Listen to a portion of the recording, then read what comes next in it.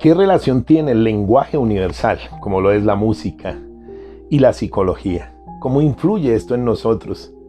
Tendré en cuenta un artículo de Gianluca Francia que me llamó la atención y algunos textos de musicología que son bien importantes. ¿Cómo influye la música en nosotros? La relación entre la psicología y la música se remonta al estrecho entrelazamiento entre la constitución de la psicología como disciplina científica y la consideración de los hechos musicales. Los primeros estudios en los años 50 del 900 se referían a la percepción acústica y a la capacidad de los individuos de discriminar la altura de los sonidos, evaluando si había personas dotadas de oído absoluto, capaces de reconocer las tonalidades. En este sentido fueron los trabajos del húngaro Géza Revesz, verdadero pionero de la psicología de la música. Pero, ¿en qué nos ha ayudado esta investigación relacionada con la psicología de la música? ¿Cómo influye la música en nuestros comportamientos? ¿Cómo profundizar el vínculo entre música y psicología, entre la psicología musical y el ser humano? Partiendo de la más reciente definición de Herdinger, allá en el 2002, la psicología de la música o psicología musical es una especialización de la psicología que tiene como objeto las respuestas de la mente a los estímulos musicales, a las modalidades en que las elabora, controla las prestaciones y las evalúa. La comprensión de una pieza musical en general activa una compleja red de capacidades cognitivas que invierten habilidades como la memorización, la atención o el análisis de estructuras.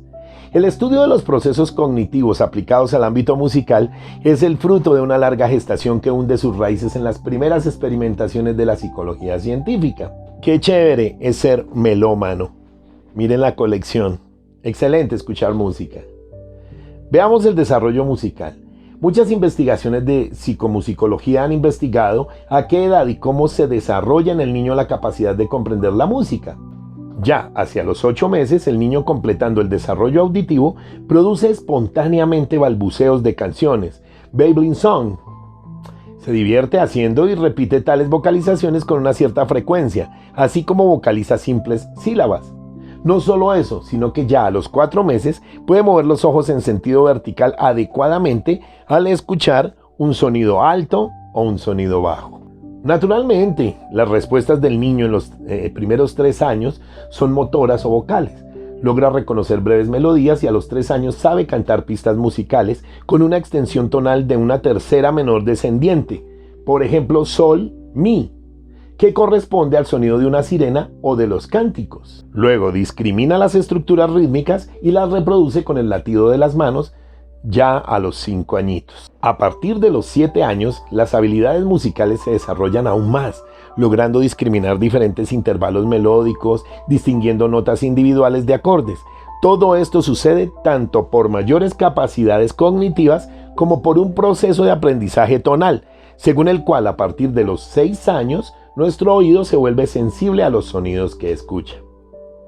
Por último, hacia los 12 años, completa el desarrollo musical volviéndose así capaz de percibir las modulaciones entre los tonos o las armonizaciones disociativas, de reconocer el ritmo de una melodía y empieza a aparecer el juicio estético de la música. Mira qué importante y qué interesante es conocer acerca de la música y el desarrollo cerebral infantil.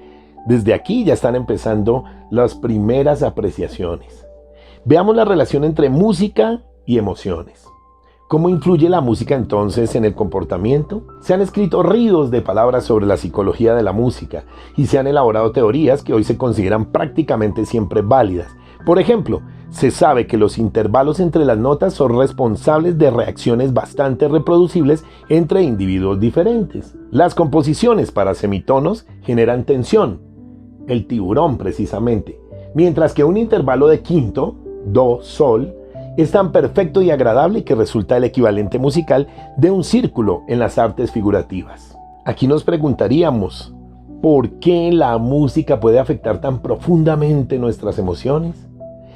A menudo se considera la música como el lenguaje de las emociones. Su capacidad de evocar y expresar emociones constituye su característica fundamental y primaria.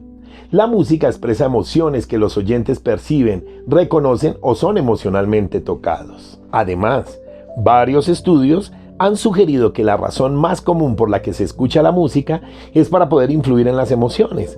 para modificarlas, para liberarlas, para sintonizar con su estado emocional, para alegrarse o consolarse o para reducir el estrés. Un estudio realizado en 2003 por Adrian North de la Universidad de Leicester, Inglaterra, demostró que los clientes de un restaurante de lujo eligen los platos más caros del menú si en la sala se difunde música sofisticada y clásica. Según North, esto sucede porque los clientes, escuchando música clásica, se perciben como personas más refinadas. Así, para permanecer en sintonía con esta, su imagen de sí mismos, delante de la carta de los vinos no reparaban en gastos. Se trata de un mecanismo llamado efecto Chateau Lafite, y aunque inconscientemente confirma lo mucho que somos capaces de darnos cuenta del valor emocional de la música y del tipo de influencia que tiene sobre nuestras sensaciones. ¿Qué es la musicoterapia? El término musicoterapia nace en el siglo XXI, pero los efectos del sonido y de la música sobre el hombre se utilizan desde tiempos remotos. No existe población en el mundo de hoy y en la historia de la humanidad que no haya expresado sus emociones, sus ritos sociales y religiosos a través de ritmos, sonidos, cantos, bailes, etc. Los sonidos son la expresión de la vida en el mundo. Son nuestra respiración, la transformación del aliento inspirado en voz modulada. En la palabra es imposible separar la palabra del canto. Cada vez que nuestra voz se hace palabra, a través de la entonación y la inflexión de la voz, manifiesta las emociones que están en nosotros.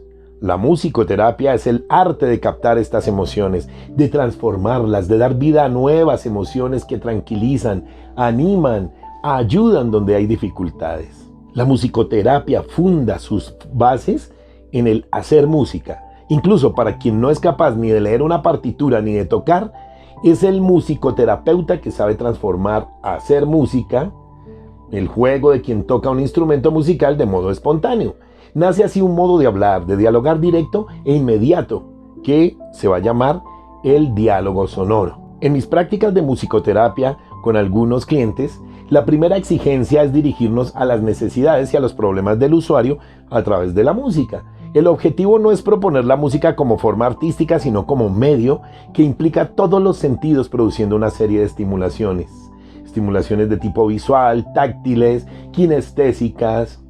El aspecto multisensorial de la música la hace ideal para el uso terapéutico, sobre todo si se consideran que muchas discapacidades son de naturaleza específicamente sensorial o motriz.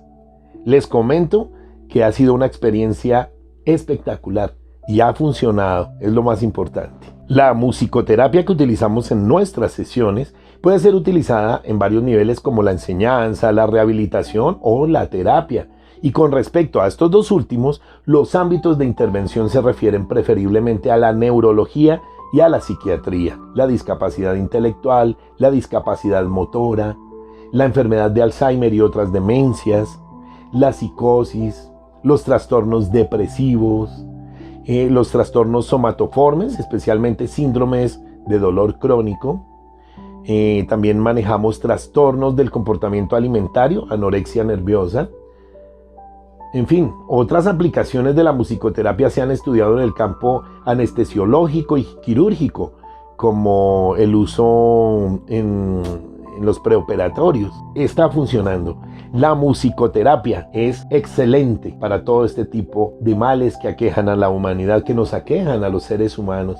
Entonces, mejora tu calidad de vida, mejora tu calidad de lo que escuchas, porque tú eres lo que comes y tú eres lo que escuchas. Muchas gracias por ver este videoclip. No olvides visitar a tu psicólogo de confianza. Hasta pronto.